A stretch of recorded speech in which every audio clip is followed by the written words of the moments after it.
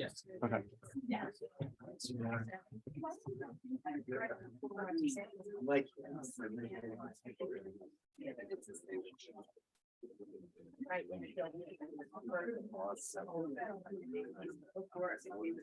Hello, everyone. Good evening.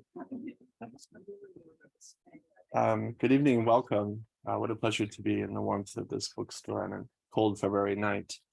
My name is Thomas Wisniewski. I teach literature and literary translation at Harvard in the Department of Comparative Literature, and it's my great pleasure to introduce the work of three remarkable translators who are with us this evening, seated in the front row: Alex Braslavsky, Marguerite Feitlowitz, and Danielle Pieratti. All three have published very recent translations, hot off the press, which will be available for purchase later this evening. A brief word about the publisher. There's a wonderful nonprofit press that published these three translations by the name of World Poetry Books, which is a leader in publishing beautiful, skillful, and sensitive translations of poetry, which I think we will experience firsthand this evening. According to Grolier's tradition, we'll go in alphabetical order, beginning with Alex Braslavsky. Alex is a poet, translator, scholar, and doctoral candidate in Harvard's Slavic Department. She writes scholarship on Russian, Polish, and Czech poetry. Her poems appear and are forthcoming in the Columbia Review, Conjunctions, and Colorado Review. Tonight, she will read from her 2023 translation of poems by Zuzanna Ginczanka, which has just come out and is titled On Centaurs and Other Poems. Born in Ukraine in 1917 to a Russian-speaking Jewish family, Ginczanka wrote her poems in Polish, beginning when she was only 4 years old. Alex's translation opens with a poem written when Ginczanka was only 14, titled Holiday Feast, which I hope we'll hear shortly, and closes with the late poems written before the poet's untimely death in May 1944, when she was shot in the Palisade concentration camp. In spite of a life cut short, Ginczanka is a poet whose work lives on in Polish and indeed in translation. Please welcome Alex Braslavsky, who will read from her beautiful new edition.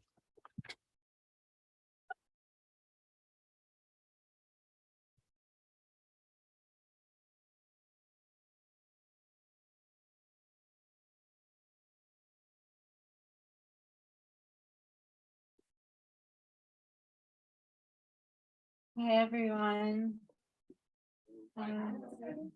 Thank you to Grolier for having me. This is a book of Ginczanka's poetry that I translated through the pandemic and the beginning of the Russian war on Ukraine. And for me, Ginczanka has been a touchstone of faith during these times, and I wanted to acknowledge that today is the anniversary of Russia's attack on Ukraine and just take a moment of silence first before reading.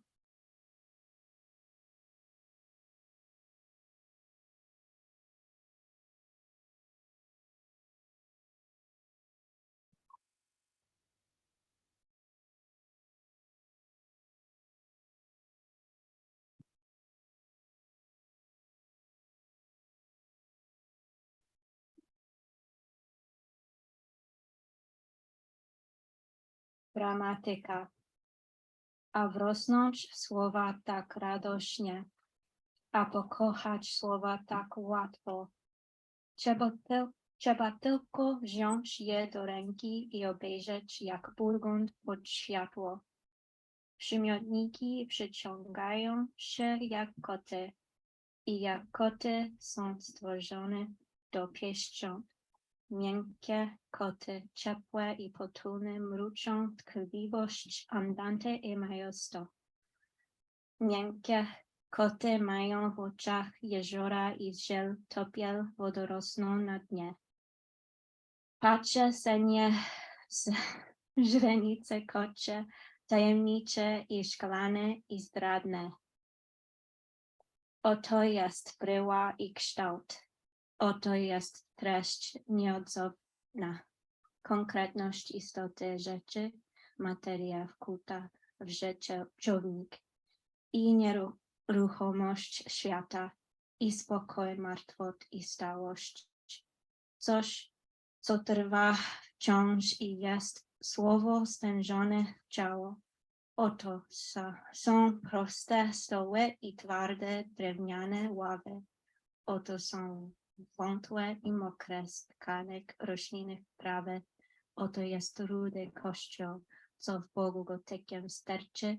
I oto jest żylne, tętnicze, ludzkie, najprostsze serce. Zaś przysłowek to nagły cud, niespodzianka potartych krzesiw.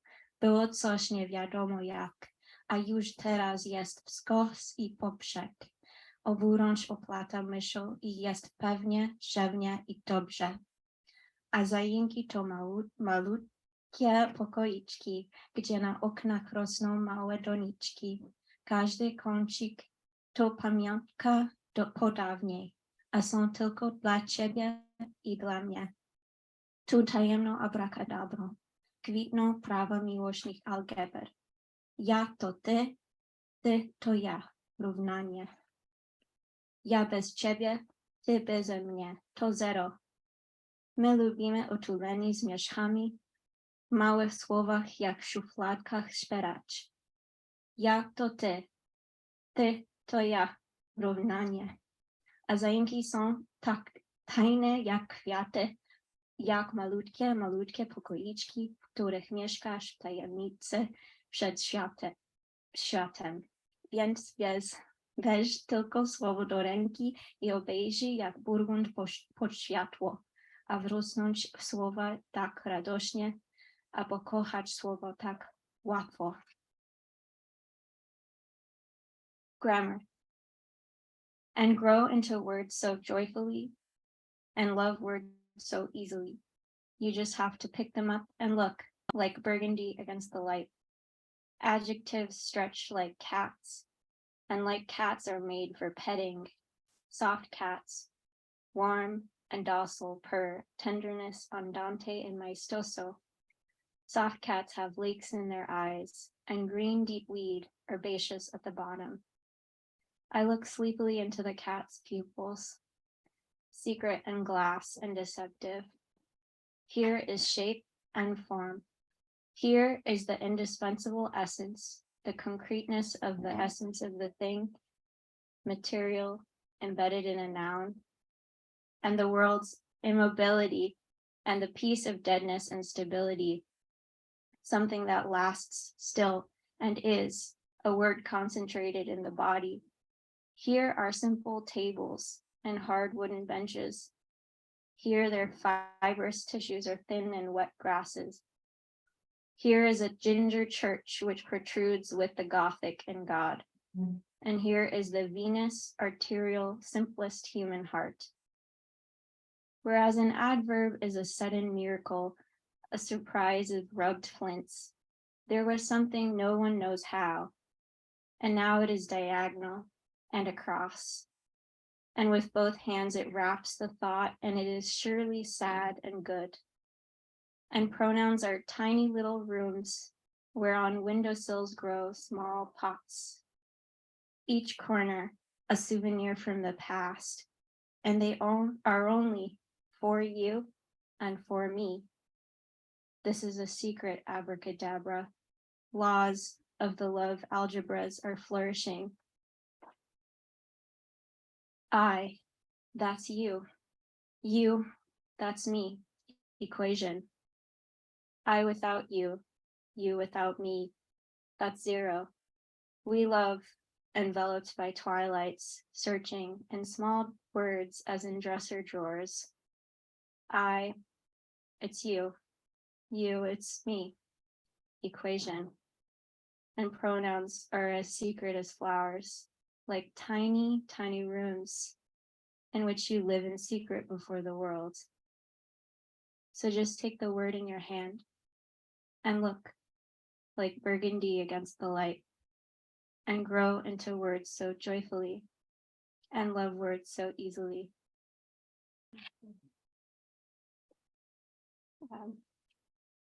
Ginczanka wrote that poem when she was 16, and it made her nationally famous in Poland. And it was the poem, one of the poems at the heart of her first and only collection that she published when she was 19, called On Centaurs.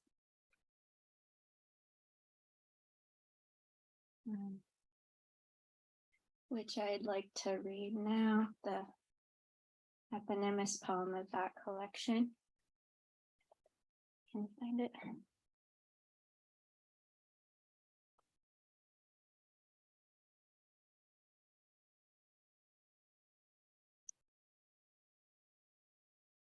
Okay, before that, I'll read this other poem she wrote when she was 16 to give a sense of how unabashedly bloody and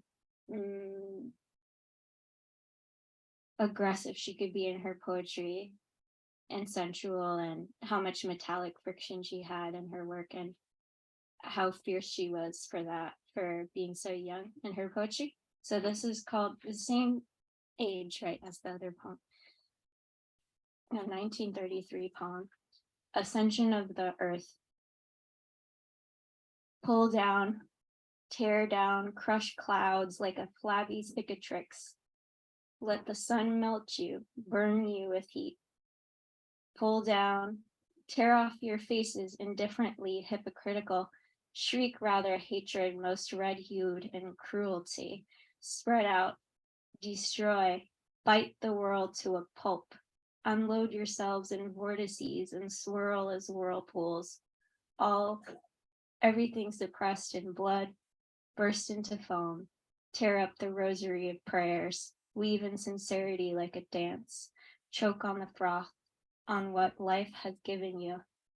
In your own fire, burn yourselves, and with your truth infect the globe.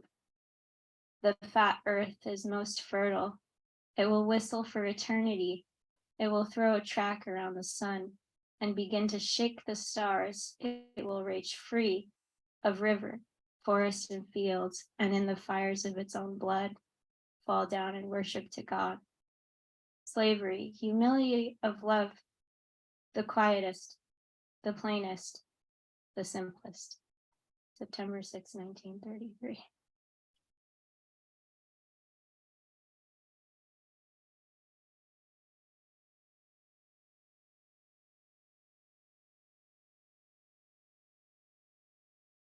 On Centaurs.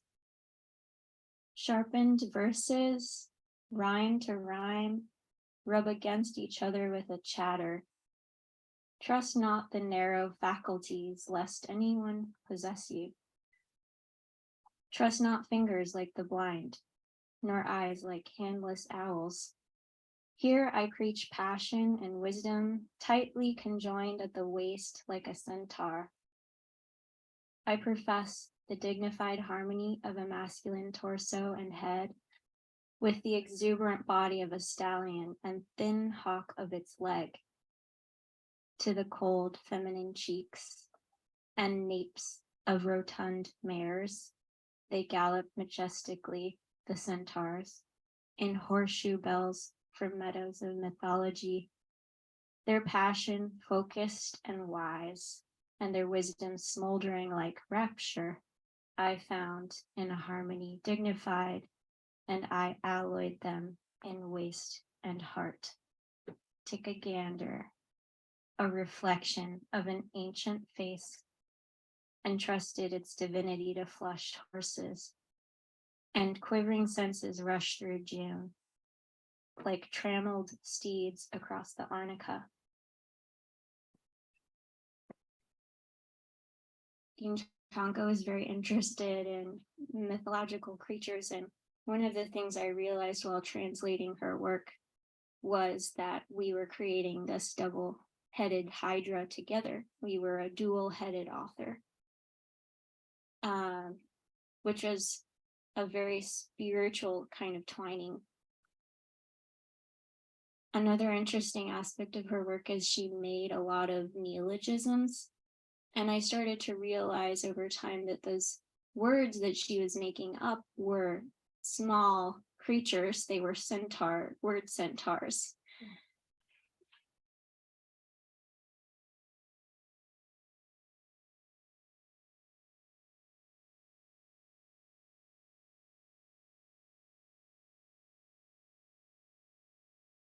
This poem opens with one of her most famous lines.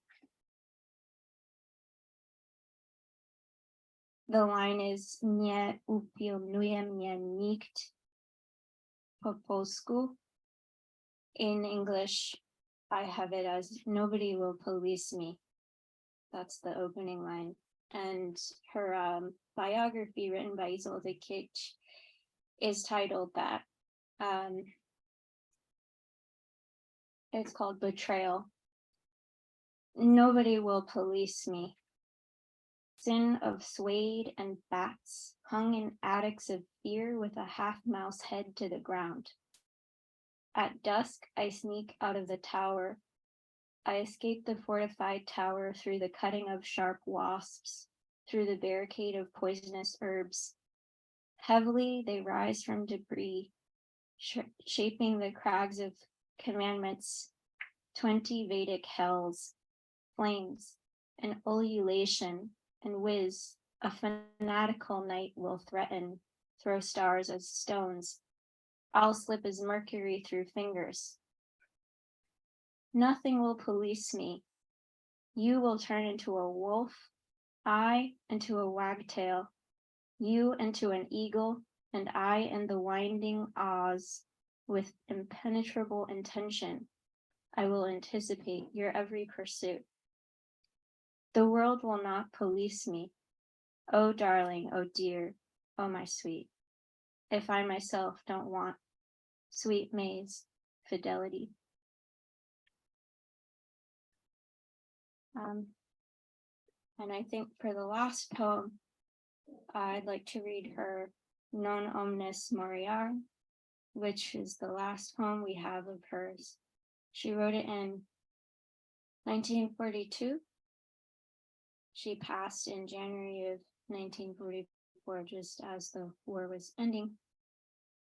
There are probably other poems of hers that just haven't been found. This poem is famous because she addresses her accusers, the people who turned her into the shupo in this poem. And there are many beautiful variants of this poem, so I encourage people to look at many translations of it. Here's mine. Non omnes moriar, my proud domain, meadows of tablecloths, strongholds of closets, staunch, sheets endless, precious linen fabrics and dresses, bright dresses will remain after me. I will not leave a single heir behind. So may your hand fish through Jewish things, you, Mrs. Homing of Lvov, gutsy wife of a snitch, quick informer, mother of a Volksdeutscher. May these things serve you and yours. What good would they do strangers? My dears, I pass on no loot, no empty name. I remember you just as you, when the shupo came, thought of me, even reminded them of me. Let my friends sit down to a chalice and drink to their wealth at my burial. Tapestries and rugs, platters, candles, may they drink the night long, and at the break of dawn may they rummage for precious stone and gold. Amid the sofas, mattresses, quilts, and carpets. Oh, how the work will burn easy in their hands, clumps of horsehair and seagrass, clouds of pillows torn and puffs of feathers cling to their hands, turning both arms to wings, and the fresh down, binding with my blood, swiftly turns them to winged angels.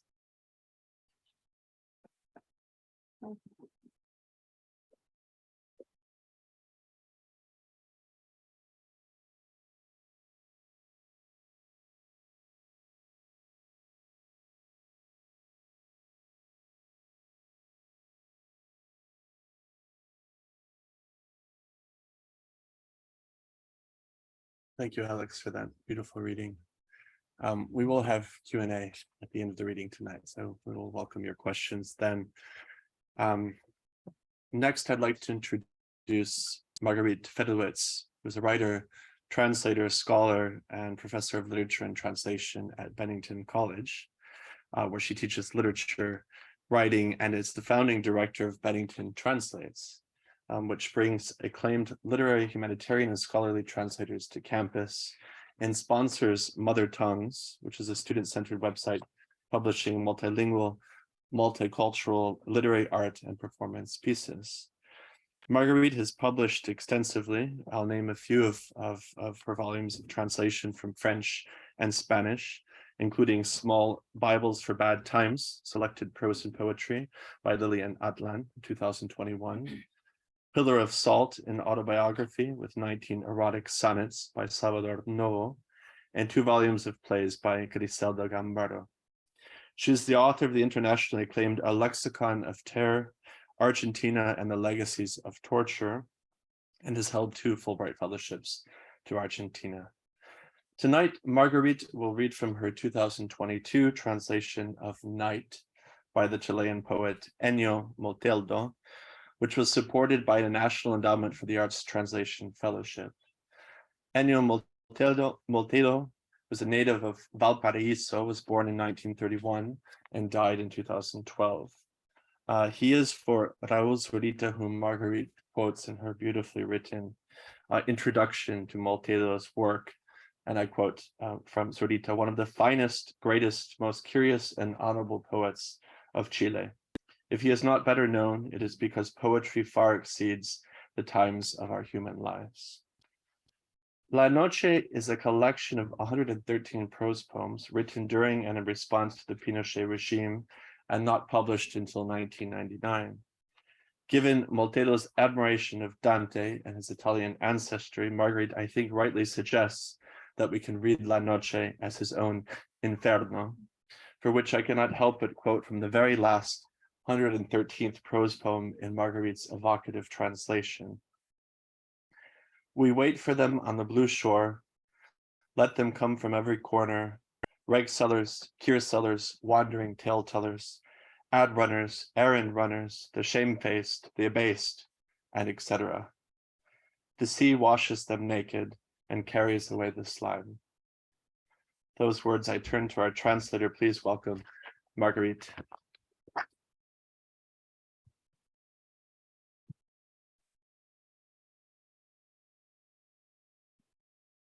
Oh my goodness.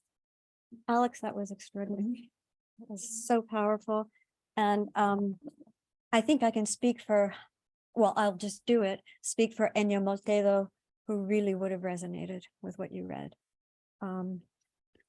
So thank you. It is really a joy to be here, literally physically surrounded by poetry. It's wondrous. So thank you. And it's wonderful to see so many beloved and familiar faces and new faces too. So I'll read some French, not French. I will not read French. I will read some Spanish and some English. You'll know which is which because I'll pair them closely. Okay. So I want to say one thing that Thomas mentioned. This is a book of 113 prose poems.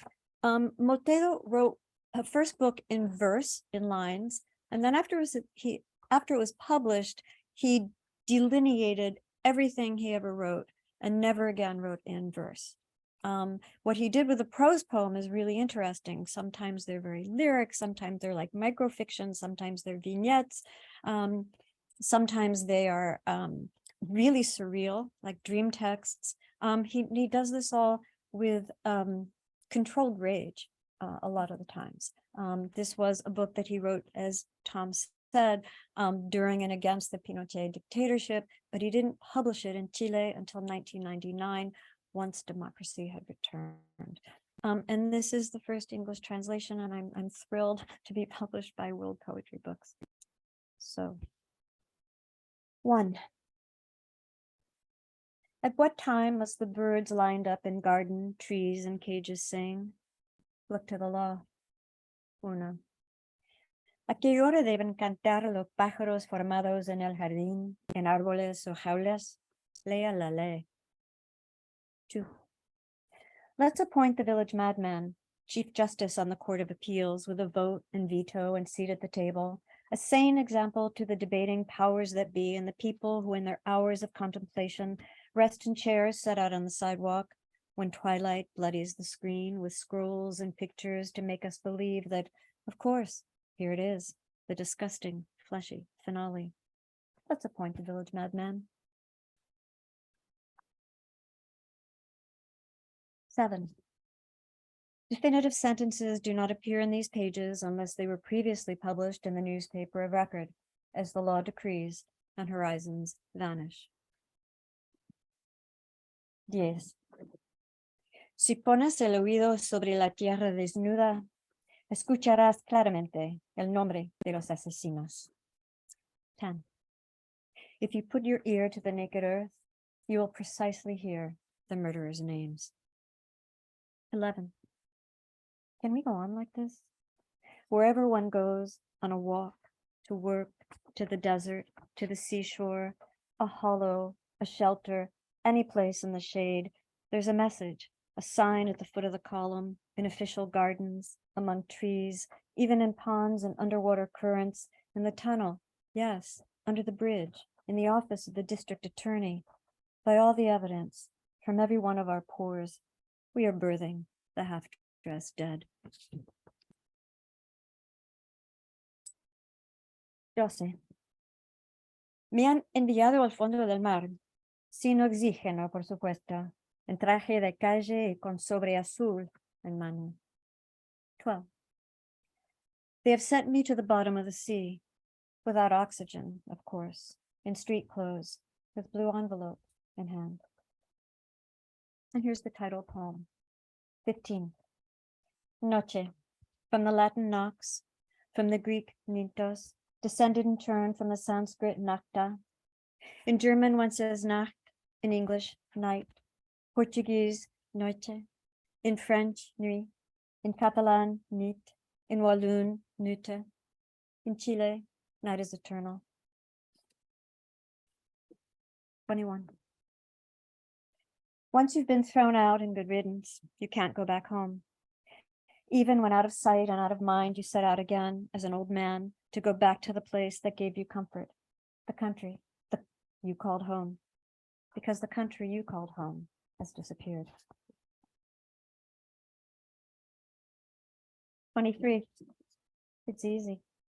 Plowing end to end, slitting the country end to end, back and forth, one furrow next to another, like bleachers in the stadium, as seen from the air, their traces sinking ever deeper, night and day, until they appear, until we hear their screaming.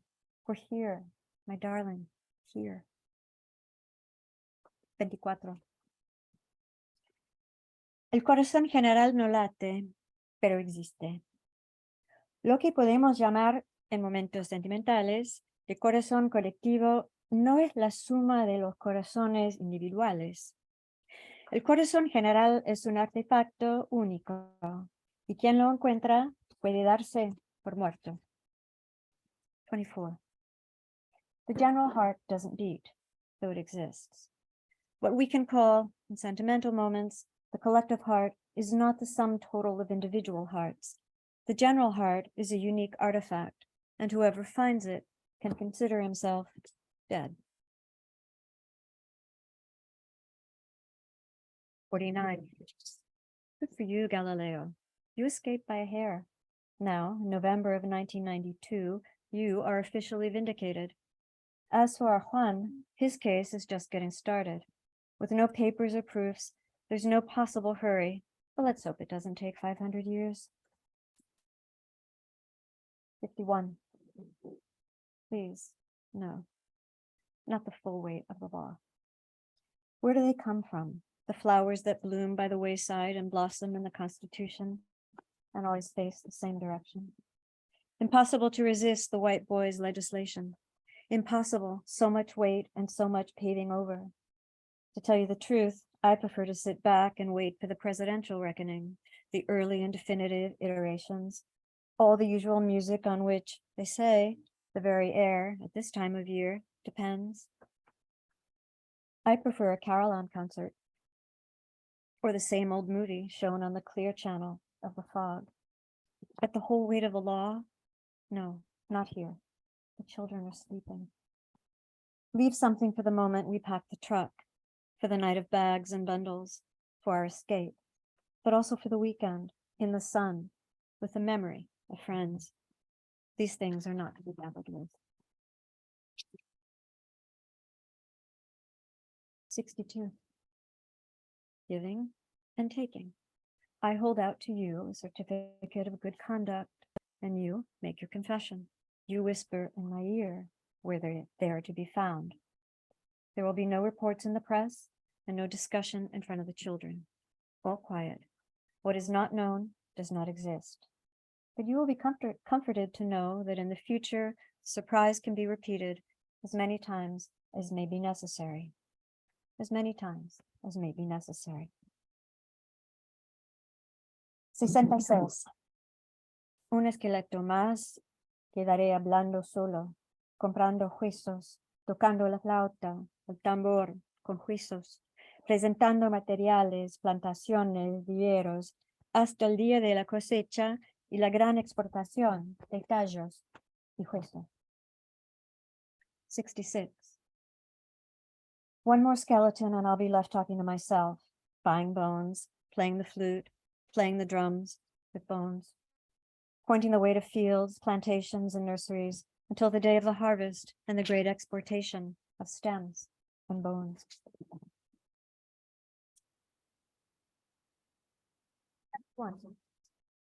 Impossible, Kay, to enter the castle. The castle has no name, no owner, and is always empty. Even so, we must strive for the sky, realm of the scintillating promise, freedom. So before I read the last two poems, I just want to say, this is the book. And the reason I want to show you this is that the volume physically is completely Chileno. The cover art is by Nemesio Antunes. The typography is designed in Chile. All the letters are designed in Chile. It was printed in Lithuania, but but that's the only exception. But I love the honor that was done to the origin of these poems, that physically so much of it is Chilean. So two more poems. 92. ¿Y qué haremos con todo el amor acumulado en países lejanos? Devolución de ceniza. 92. And what shall we do with all the love accumulated in distant countries? Return the ashes. And this is the final poem in the book. 113. Los esperamos en la orilla azul. Vengan de todos los rincones. Vengan traperos, santeras, gitanos, mendicantes, cuenteros, promocionantes, mandaderos, vergonzantes, pedigüeños, etc. El mar los desnuda y se lleva la mugre. 113. Again. We wait for them on the blue shore. Let them come from every corner. Rag sellers, cure sellers, wandering tale tellers, ad runners, errand runners, the shamefaced, the abased, and etc. The sea washes them naked and carries away the slime. Thank you.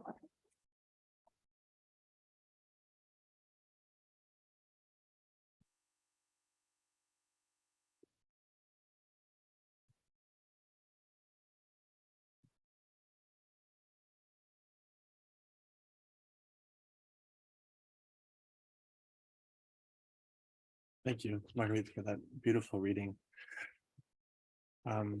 Last, I'd like to introduce Danielle Pieratti. She's a poet, translator, and teacher. She's the author of the poetry collections Approximate Body, forthcoming from CMU Press in 2023, and Fugitives, Lost Horse Press in 2016. Danielle is the winner of the Idaho Prize and the Connecticut Book Award for Poetry, and a finalist for the Hudson Prize and the Autumn House Poetry Prize. Danielle's collections include the chapbooks, The Post, The Cage, The Palisade. and Edda chapbook winner By the Dogstar, Sarasota Poetry Theatre Press, 2005. Tonight, Danielle will read from Transparencies, a beautiful translation of poetry by the contemporary Italian poet Maria Borio, which was just published by World Poetry Books in 2022. Maria Borio is the author of two collections of poetry, Transparencies, 2019, and L'altro limite in 2017. Borio is also the poetry editor of the journal Nuovo Argomenti. By way of introduction to this poet's remarkable work, I'd like to read, if I may, only the beginning of an evocative poem, which I hope we might soon hear from Danielle in the Italian and in Danielle's beautiful translation. The poem is titled Dorso Duro, and I'll read the first part of that poem. Dorso Duro, 1. Le case sull'acqua avranno solidità, ma gli occhi intorno non sono umani. Tra atmosfera e atmosfera tutto si trasforma. Un suono umano e disumano. Dorso Duro, 1. The houses on the water will stand firm, but the eyes around them aren't human. Atmosphere to atmosphere, everything transforms. A human sound is inhuman. Please welcome Danielle Pieratti.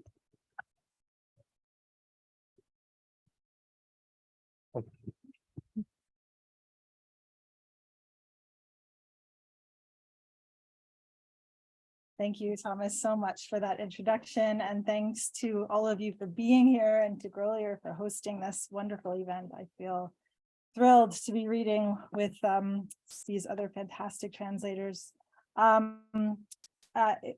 was sort of piqued my interest when you mentioned, Alex, that you translated through the pandemic, because I was also translating this book through the pandemic. And I feel like the book itself was written just before. And so then translating it during the pandemic, it kind of gives it both qualities, the pre-pandemic and the pandemic quality. And I think that it's interesting to think about sort of how those two perspectives come into tension. Really, the book is about perspective. And the title, Transparencies, in Italian, it's Trasparenza, kind of speaks to Borio's interest in transparent surfaces, glass, water, mirrors, but also often screens. So the screens that we see each other through that sort of allow us to communicate, but can also distort. And so the first poem I'm going to read is called Aquatic Center. And it's a poem that I think kind of gives an introduction to Borio's perspective. It was inspired by the Aquatic Center in London, which was completed by Zaha Hadid architects in 2011, which is a very sort of architecturally interesting glass building with a lot of transparent surfaces. I'll read this one in Italian first, and then I'll read the remaining poems just in English. Aquatic Center. Stesa sul letto, a volte vedi forme, curve che entrano e spirali che evadono.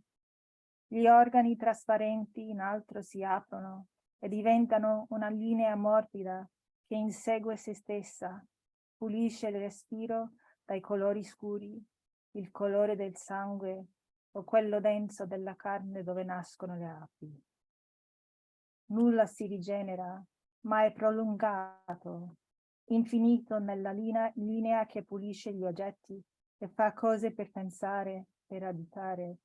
Un grande uovo, ad esempio, si spacca senza perdere liquido, è bianchissimo, invade gli angoli del soffitto, apre un arco, una porta fra i continenti. Tra il cielo e l'acqua questo edificio splende in una luce illimitata. Puoi aprirlo, aprirti a una lingua di toni aspri, tornare nel suono rotondo di un'altra, riprendendo quei toni come finestre sul mare, o il ponte sospeso per il parco, dove le persone stese sull'erba sono api, e il calore al sole sembra impedire la morte, anche se tra anni, milioni, un giorno esplodendo. Segui poi altre linee, quelle della specie, forse come sapere che nascere non sarà più violenza, ma fenomeno di sguardo, e dal letto lasci il stesso arrampicarsi attorno ai contorni di questo edificio, nel suo bianco sotto raggi tempesta, la stella nell'attimo prima di esplodere. La vita è ovunque, in una linea curva, ognuno abita come pensare. Le api ora lasciano la mia bocca perché le pensano. Aquatic Center. Stretched out on the bed, you see shapes, curves that enter and spirals that evade. The transparent organs overhead open, become a soft line chasing itself, cleansing the breath's dark colors, the color of blood, or that depth of flesh where bees breed. Nothing regenerates, but all is prolonged, infinite in the line that cleans objects and makes things to think, inhabit. A huge egg, for example, breaks without spilling, and whiteness fills the angles of the ceiling, opens an arch, door between continents. Between sky and water, this building shines in endless light. You could open it, open yourself to a tongue of harsh tones, return to the other's round sleep, finding again tones like windows on the sea, or the suspension bridge over the park where people stretched on the grass are bees, and the sun's warmth wards off death, even if in years, millions, one day it explodes. You follow those other lines of species, as though knowing to be born won't be violence, but a phenomenon of gaze. And from the bed, you let sex crawl the contours of this building in its white under storm rays, the star just before it explodes. Life is everywhere, in the curved line we inhabit as though thinking. Now, as I think of them, the bees leave my mouth. Second poem I'm going to read has a similar is in a similar vein to this one. And it's titled Isola. Slightly more concrete, I would say, than the previous poem. And it's referencing a neighborhood in Milan called Isola. That it's changed quite a bit from how it was prior, but it now has a lot of sort of glass high-rise buildings and metal. So this is called Isola. At night, Isola's high-rise glass seems a fault on the horizon, a half circle of building that commands the power to make water solid, then liquefy at the moment you're done circumscribing. Here, the hours distinguished by dark, the tidy silence, the rumble of trains, drops in the air, fibers, but the dawn halts us in contorted sound. The curves of empty time, the tunnel escape, elevators, defrosted food, and open charge between them, the architects of this glass neatness, or a human attempt to still the fragilest blue. Seated on the fountain's edge, here's the takeover. Incorruptible, the cold of dark shrinks back, and the usual crowd scales the faces' lines. At the cafe, you tell me it's a metaphor for our world, hoarding food in its mouth, the huge glass of these buildings and the food organ deep. The sheen and flesh toil, invisible, and their imperfection wraps pure and impure, entering, exiting from the huge glass that's cut into sections like a mute, obscure Duchamp. If you squeeze your hand, it could break, or resist as the ether resists. And there, self-conscious or self-removed, pure and impure, Isola's vast screen or a continent. I'm going to read a couple of poems. One of the things that emerged in sort of the translation, and it's interesting to think about the title Transparencies or Transparents with respect to translation, because as we know, translation is never transparent, right? And that's sort of what she's speaking to in terms of screens and glass and sort of communication. And I think really simultaneity is the word I'm looking for. But one thing that emerged when I chose poems for this collection that wasn't really present in the larger collection, which is a much longer book that she wrote in Italian, was the influence of nature and natural imagery that sort of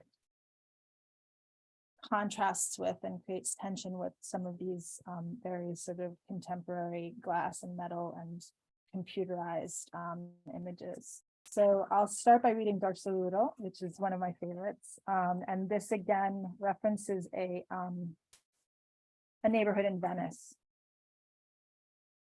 Dorsoduro. 1. The houses on the water will stand firm, but the eyes around them aren't human.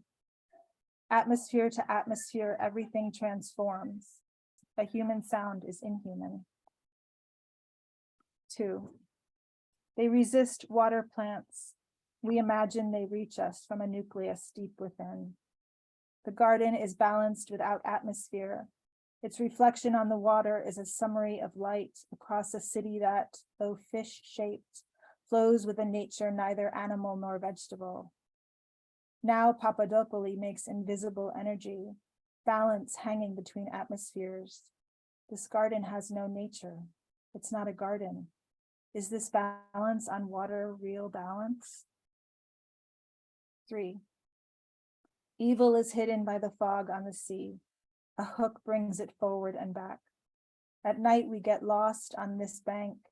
The lights oscillate on our shoulders. We're no longer human, but sound that stitches Dorsoduro to the ghetto. The motors write the water densely. Now a fixed silence in the real delivers. More poem that sort of takes water and thinks of how water as the transparent surface sort of conveys and distorts. And this is called Riverbed. The green light of the river, the pink of the mountains crosses the apartment north to south, south to north, a soft strip of chalk that opens, contains. You try to distinguish the rising voices from the scales of iridescent water. How sincere these languages, fragments with few consonants, closed vowels, black equatorial rhythmic drums through sycamore branches. For each language, a scale of water thrust from window to mountain in disarming union. The rock circle amplifies. The city is a stadium, this house its eardrum, we inside it pulling out the roots of words like hooked fish. What haven't we learned? What that's stronger, unwritten? A sudden burst in the river, the radium that makes the riverbed shimmer. Open vowels muddle in the grass. Closed vowels rouse dust and motors. We close our eyes. Here are all the scales, broken sounds drawn in. The river returns to its place, the mountain to its place. If we remain silent, we conduct. Tongues, knotted rings, electricity, people now on a riverbed strangely illuminated. Well, I think I'll read 2 more.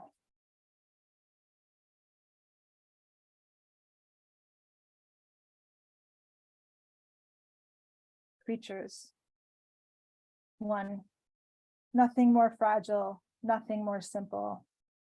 Time gets lost if I believe we'll have time to count all the forms of happiness. On the screen, I follow pictures of the ocean. It divides us. It's cold. At every veering of birds, your body and mine might be transformed. Tonight, the ocean touched your belly because you dreamed it.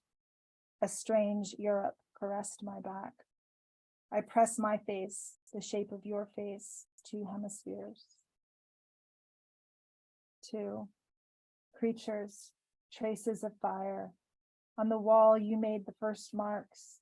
I thought you a braid in the flame that opens violet, falls layer by layer. We pass through time like icons on the painting's timeless background, creatures who cannot say they conquer you. And the last poem I'll read is one that I think kind of brings together a lot of the sort of themes that are in the book, themes of, digital communication, transparency, screens, and also nature and how nature how to reconcile nature, the natural world, and the past within that. This is called Letter, 6 a.m. For the moment that divides night from day, you stayed in the open, in the high blue grass. Your eyes wrote it into some space, and the camera lens captured her, naked and thin, what life wants to appear. If you write down a moment, does it grow?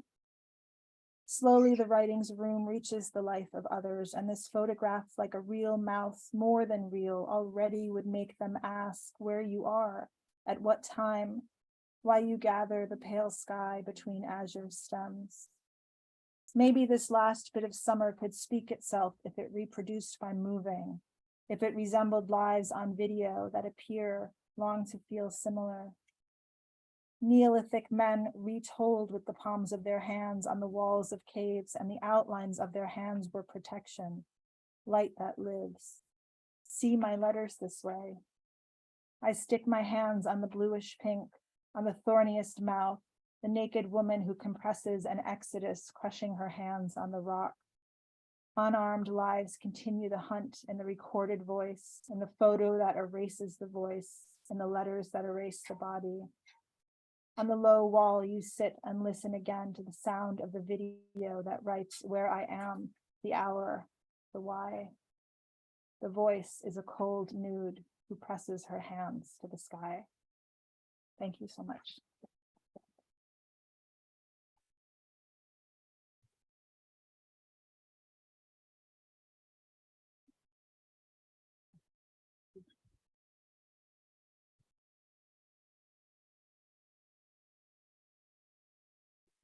I want to thank Danielle, Marguerite, and Alex for what a beautiful reading of these remarkable translations. We do have time for Q&A, so I would welcome questions from the audience.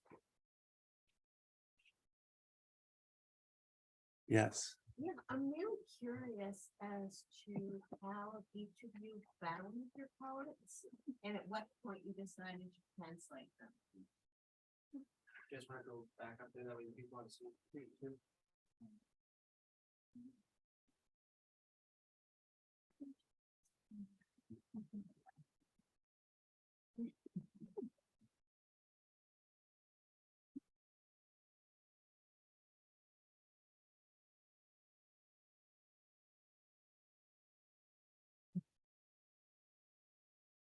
In 2019, the full collected volume of Ginczanka's poetry was released in Poland.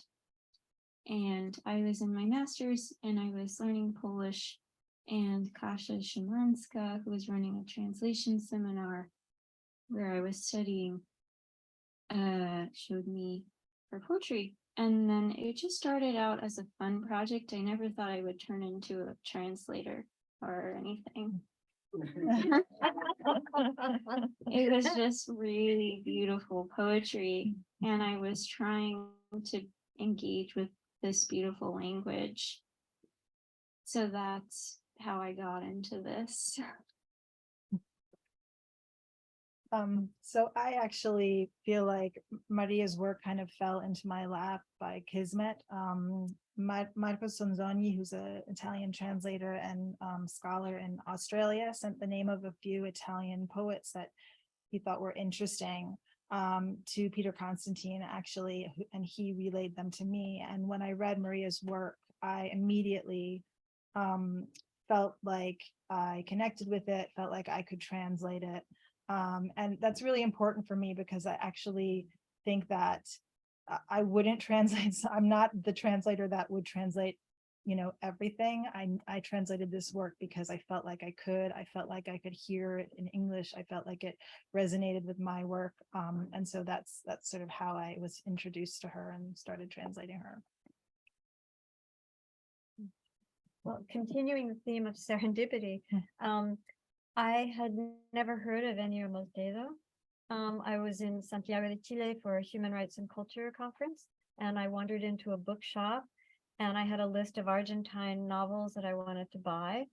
And I had, done a pretty good job of assembling them. And then behind me came a very low, robust voice saying, "Basta con la narrativa argentina, Argentina, estás en Chile, país de poetas. Enough with the Argentine narrative, you're in Chile, land of poets. And then he said, sentate, in the familiar now, sentate. And so I sat, and the bookseller, whose name was Jorge Rosmarie, who was himself a publisher, an editor, and a poet, and a yoga teacher, brought me book upon book of Chilean poetry. And Moltedo Night, La Noche, was, high up, and I opened it, and I just knew. It was just like, that's what it was. I just had to. And so that was, that's how it happened. So I'm a big believer in chance encounters.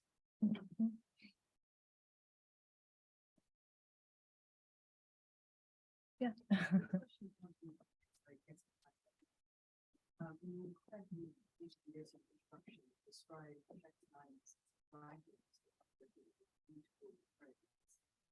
It reminded me that we were thinking about that spiritual refinement that you referenced in the original.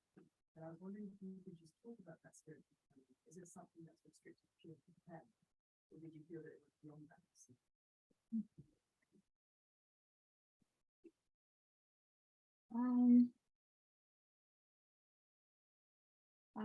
Wow. So I think I connected with her like she was my sister during this translation process. And that's why I couldn't stop translating her work, because it was, at first I was translating on centaurs, but then I went back to the poem she wrote as a child, and it was mostly from their chronological, and it was a big onrush of poetic prowess, basically, over time. And as somebody who wrote poetry as a child and has written poetry since then, it kind of was like retracing somebody's steps, but also retracing mine. But obviously that's a big thing to say, because Ginczanka is just so powerful. And then I finished the book, sent it in for publication around the time of my 28th birthday. She died when she was 28 years old. And I felt not happy about submitting a book on, it just didn't feel right, but it also felt right. And that's kind of what translating feels like. It doesn't feel right. You're literally splicing your body to be with somebody else for a long time. And it also feels right, more appropriate than just being stuck in your body forever until you die. Does that help answer your question? That's so great. I love it. I love that idea.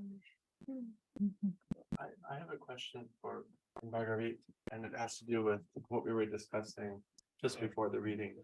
And the differences you found between Argentine Spanish and Chilean Spanish, given that you've published quite a bit on Argentina, you've lived in Argentina, you've lectured and taught in Argentina.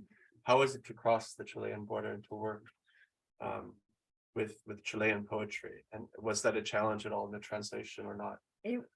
Thank you for that question. Yeah, it was actually quite a large challenge. Not so much, well, vocabulary, the problem vocabulary you can always solve. I mean, pretty much, right? It was the subtler things, the rhythms and the textures. Argentine Spanish conjugates verbs differently. So and uses different pronouns, and so just the texture of the language is different.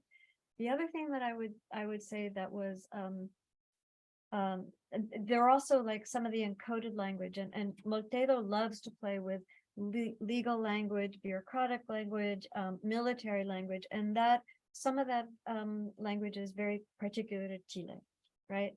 And so I had to learn that. I think what was really challenging, and I was having trouble figuring out why it was so, what the problem was. And I kept saying to a colleague who's a Chilean specialist, well, he's just so concise. And he said, no, he's curt. And I thought, wow. And that was a huge, that was so helpful. And, you know, the difference may seem like it's small, but it isn't. I would also say there's so much controlled rage in the poetry, and he uses obscenity maybe once, and it is an obscenity that is so full of moral revulsion. Motedo hates vulgarity, and for him, he hates cowardice, he hates complicity, he hates betrayal, he hates imprecision of sight. He was he wrote a lot about visual art. So the question of seeing clearly was really important to him on many levels. So there was something, he also wrote a number of poems in one line, which I think are some of the hardest poems to translate. So the difficulties go beyond your question. I can put it that way. Thank you.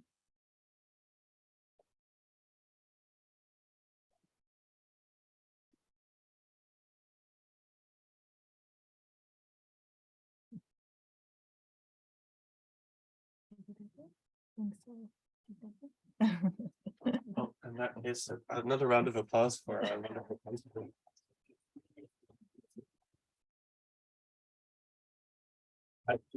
I've been asked to make two announcements. One, books are for sale. Please have a look at these beautiful volumes of world poetry books. And if you could help with the chairs, that would be wonderful. Thank you very much. Thank you. Thank you. Thank you.